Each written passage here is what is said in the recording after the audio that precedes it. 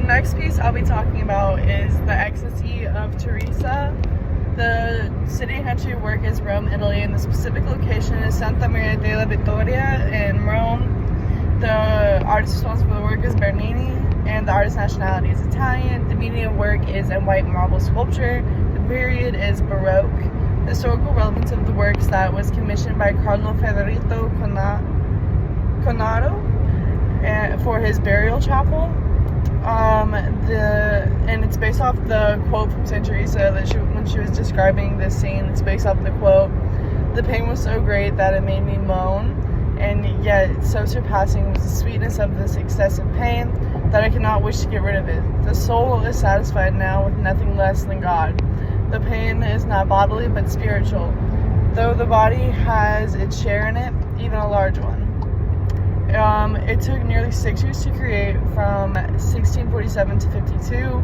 This work is important because it illustrates a moment where divinity intrudes an earthly body, a manifestation of Teresa's love of God and her yearning for spiritual union with them. And it is a pivotal achievement in distinguishing Bernini as being one of the greatest sculptors of all time, especially during this period.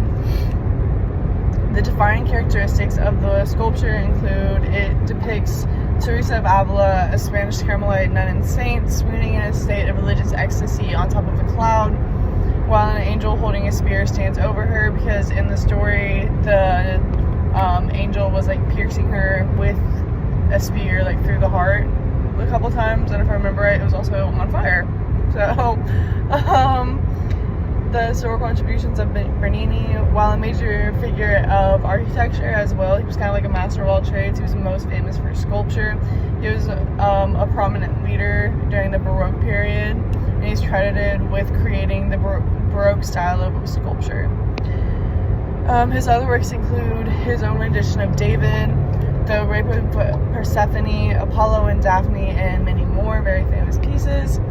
My personal observation is the dramatic layering of her habit. It really emphasizes her spirituality in conjunction with the intensity of the situation. I chose this work because it was an interesting execution of the theme for the time, with it being so heavily religious and being commissioned by a cardinal. It was choosing to make a religious moment overtly sensual, and it was celebrated, which I just thought was surprising.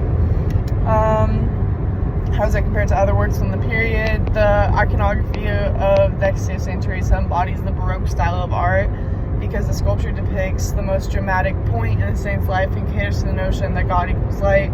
Just with everything in Baroque art, it's all about dramatics and big contrast and everything, and this really just embodies that and kind of defined it. Both define Bernini's style and career as well as the period itself. And one fun fact is that life-size high-relief portraits of the male members of the Cornaro family are seen on the walls beside the piece, as if in box seats in a theater witnessing this event themselves.